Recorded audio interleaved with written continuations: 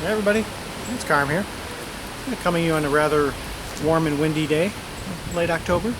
I started to do this video about a week ago or so and then found that the memory card was about to run out, so I had to go out and get a new one and finally got around to that, and well, here I am. Yeah, I have some more recent listens from a very generous VCLT package from Jeff. I'm still listening to him too. I mean, I've got a few more, maybe 5 or 6 to listen to, but so far I've enjoyed everything, even though a lot of it isn't normally what I would have picked up, or the core of my taste. But it's, I'm enjoying. I'm learning so much, and I feel like my collection's become, I think I said to someone else, about 30% more eclectic through this. So it's been great. So yeah, I'll just start right in with what I have here. These recent listens. Lighthouse, One Fine Morning. I'd say the closest comparison would be like the band Chicago, with the horn section and even the vocals. Very similar to that band. It's from 1971 on Evolution. I'd say this might be more, from what little I've heard of Chicago, this might be more in the progressive side. More extended, like jam-based. Goes into jazzier territory. It sounds like a lot of like solo trombone. So yeah, maybe somewhat a more adventurous version of Chicago, just from what I've heard. So yeah, pretty enjoyable. And the harmonies stick out too. The vocal harmonies, kind of similar to Crosby, Stills and Nash. So pretty enjoyable. Suzanne Vega, Solitude Standing. I really enjoyed this. Not the thing I'm normally into. The this is pop from 1987. I think in a lot of ways this is ahead of its time. I associate this artist more with the 90s than the 80s. This is from 1987. It seems like the production is very understated for its time. A lot of acoustic playing, and there's keyboards, but they're very understated. Just the whole production is kind of stripped down. There's some of the other musicians on there. And very pleasant voice too. I'd be curious to see what she's been up to in recent years. I think the 2 songs in here that more well known was Tom's Diner and Luca. The song Luca in particular, I think, was heard all the time. I remember hearing it all the time back then, late 80s, early 90s. So yeah, it was pretty enjoyable, and I'd recommend it if you like modern female singers. This next one was very enjoyable. Solution by Cordon Bleu. It's from 1975. I'd say this is really like progressive jazz rock fusion with there's some vocals in here too. It's mostly saxophone, keyboards, bass, and drums. Just quite enjoyable. It makes me think of groups like Return to Forever and even Brand X at times. I could hear some of it in the keyboard playing, only with vocals. It's quite enjoyable. I've given it one listen so far, but I think this is one in particular I'll be listening to a lot more. Definitely something I was unaware of before, and I think I saw someone else show this not too long ago. Maybe Roger Coleman, was it? But yeah, it's definitely recommended if you like the progressive fusion. A band I had heard of for a long time, but never got into their music or didn't know their songs when I heard them. Seals and Croft, Summer Breeze.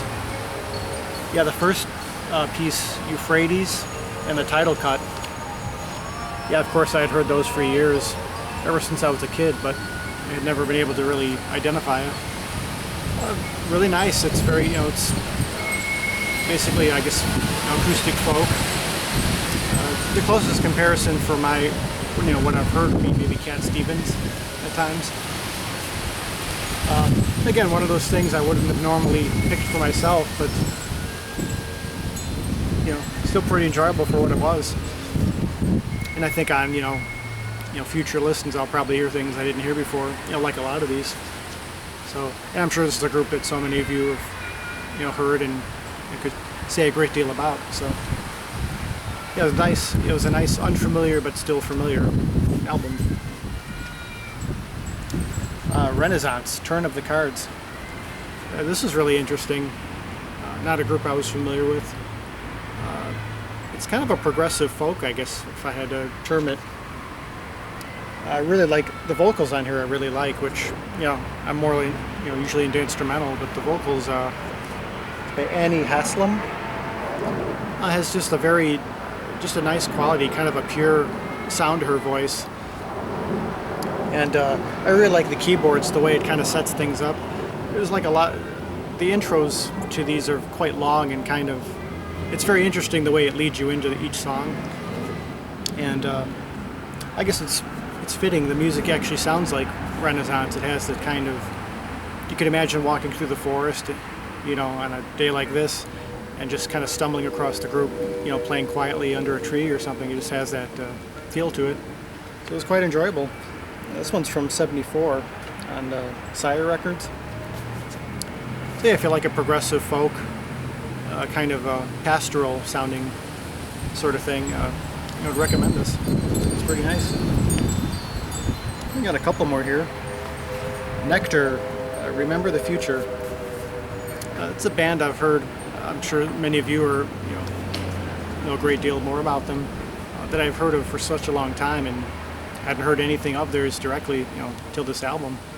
And it was quite enjoyable. It's, again, more of a, you could say, like a progressive rock. Probably the most rock-oriented out of this particular stack.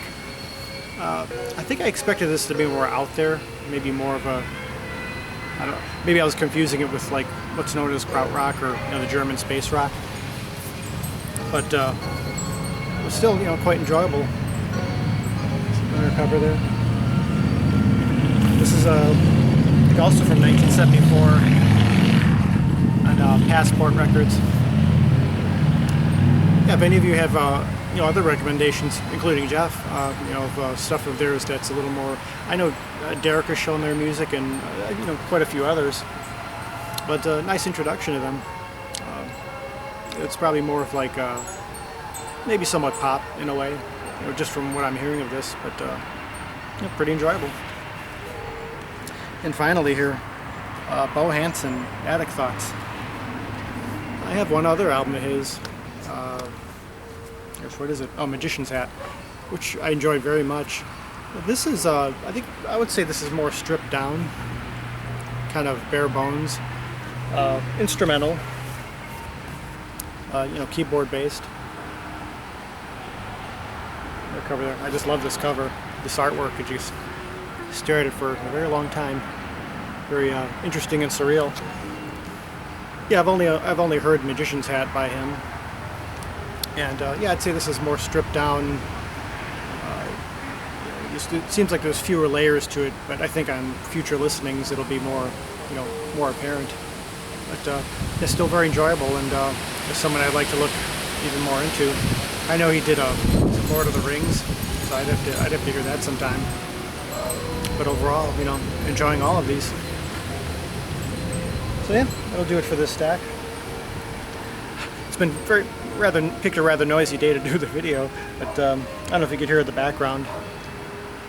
It's Cyclist by Klaus Schoening, so it's playing in the background amidst everything else. He's a Danish multi-instrumentalist. Well, before I end, I just want to say a quick word. Many of you know the passing of Jack Bruce. Just want to acknowledge that.